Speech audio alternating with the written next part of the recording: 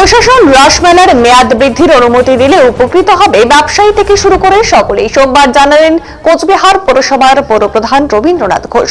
উল্লেখ্য, অন্যান্য বার 20 দিনের মেলা হলেও এবার কোচবিহার জেলা পুলিশ প্রশাসনের পক্ষ থেকে রাসমেলা 15 দিন করার অনুমতি দেওয়া হয়েছে। ইতিমধ্যেই 5 দিন মেলা বাড়ানোর দাবি নিয়ে সোচ্চার হয়েছে কোচবিহার জেলা ব্যবসায়ী সমিতি। এই প্রসঙ্গে এদিন কোচবিহার পৌরসভার পৌরপ্রধান রবীন্দ্রনাথ ঘোষ বলেন, কোচবিহার রাসমেলায় দূর দূরান্ত থেকে ব্যবসায়ীরা আসেন, যার ফলে স্বাভাবিকভাবেই প্রচুর খরচ হয়ে যায় এদের।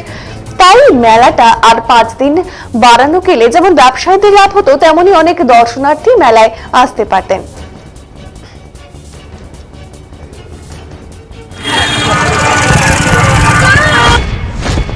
প্রথম থেকেই 20 দিনের মেলা চেয়েছিলাম, কিন্তু জেলা প্রশাসন তারা 15 দিনের অনুমোদন দিয়েছে। তারপরও বহুবার সাক্ষাৎ করেছে প্রশাসনের সাথে যে মেলাটা আরও 5 দিন বাড়ানো হোক, কারণ এই মেলায় বহু দূর দূরান্ত থেকে ব্যবসায়ীরা আসেন, তাদের যাওয়া আসার একটা বড় খরচ রয়েছে।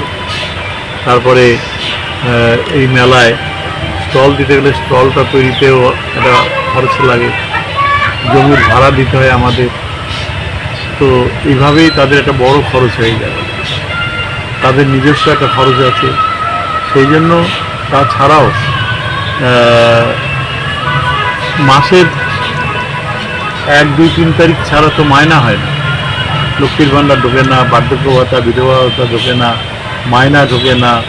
সুতরাং সেই ক্ষেত্রে আমরা বলেছি যে অন্তত 5 দিন বাড়িয়ে 4 তারিখ পর্যন্ত করা হয়, তাহলে মাস মায়না পাওয়া যাবে, মানুষ কেনাকাটা করতে পারবে, ব্যবসায়ীরাও বেচাকেনা করতে পারবে, সেটা সবাই হাসি মুখে বাড়ি ফিরতে পারবে ব্যবসায়ীরা।